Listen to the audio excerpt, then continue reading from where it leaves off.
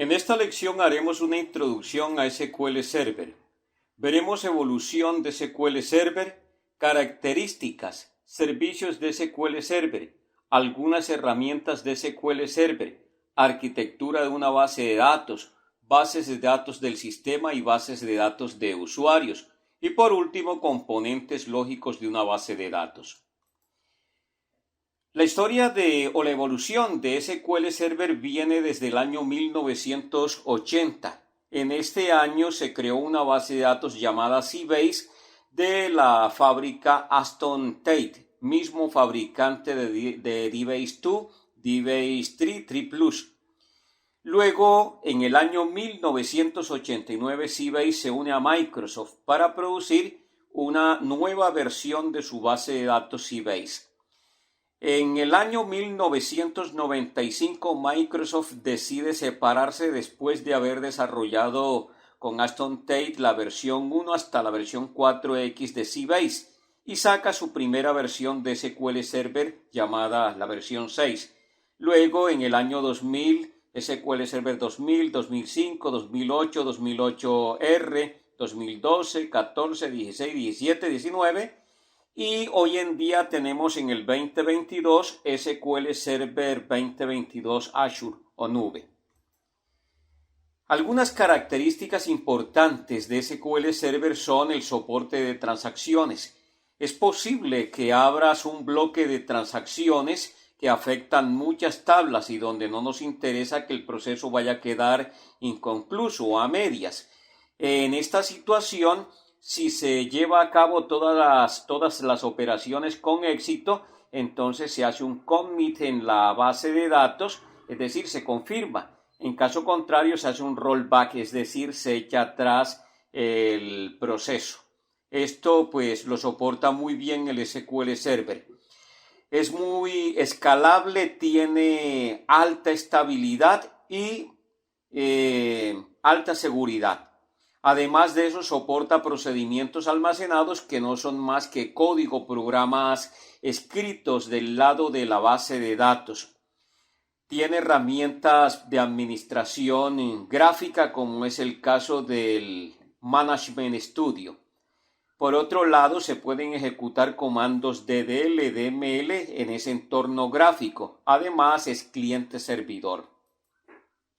Algunos servicios importantes de SQL Server son el MS SQL Server, que es el motor de base de datos y se mantiene a la escucha de las transacciones que se ejecutan normalmente en Transact SQL para dar respuesta a esas peticiones que se hacen. El MS SQL Server o motor de base de datos asigna los recursos cuando múltiples usuarios están conectados de manera concurrente. Previene problemas lógicos, interbloqueos, tales como aquellas que pueden ocurrir cuando se está accediendo a la misma información de manera concurrente. Garantiza la integridad de los datos, igual que la consistencia. El otro servicio que tenemos es el SQL Server Agent o Agent. Este permite programar tareas como backups que se realizan a determinada hora y, en fin, otro tipo de tareas, alertas, operadores.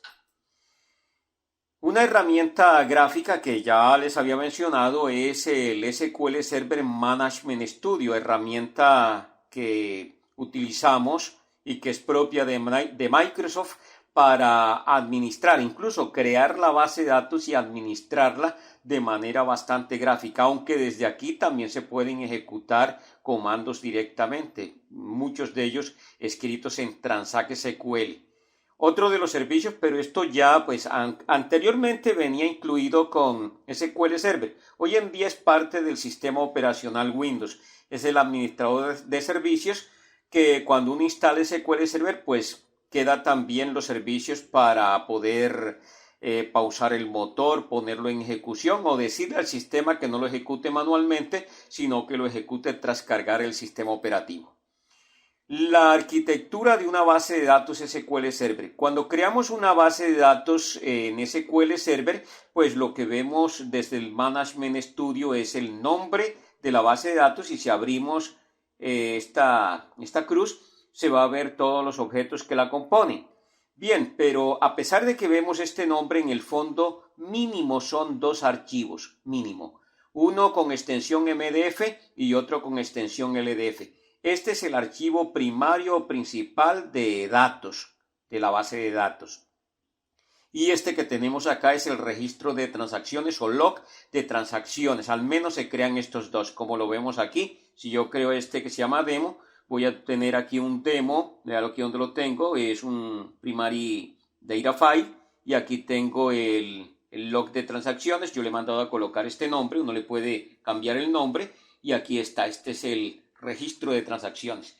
Aquí pues se guardan objetos de la base de datos, tablas y demás.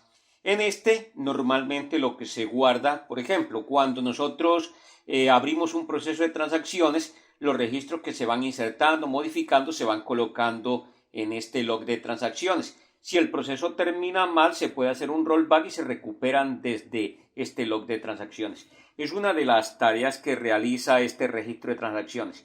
¿Podemos tener más de un archivo de datos? Sí, claro, podemos tenerlo.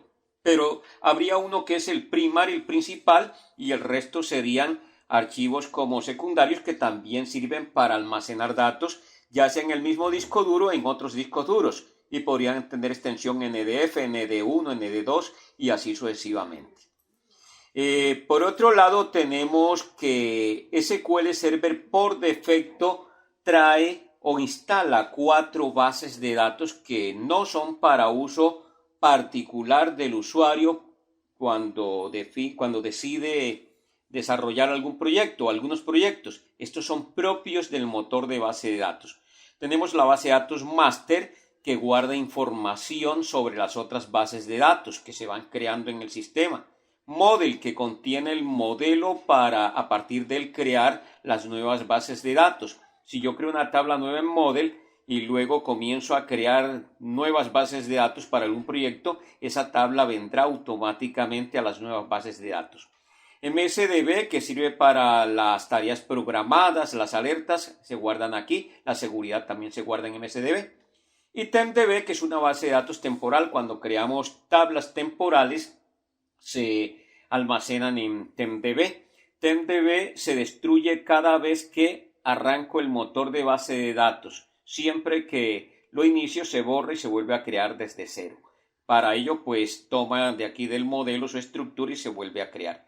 El resto son bases de datos que el usuario crea para sus proyectos particulares. Algunos componentes o objetos de una base de datos, no los voy a mencionar todos, quizá los más importantes son las restricciones, las tablas, los valores predeterminados o por defecto, los desencadenantes, las llaves e índices, las vistas, tipos de datos, procedimientos almacenados, funciones, cursores y demás.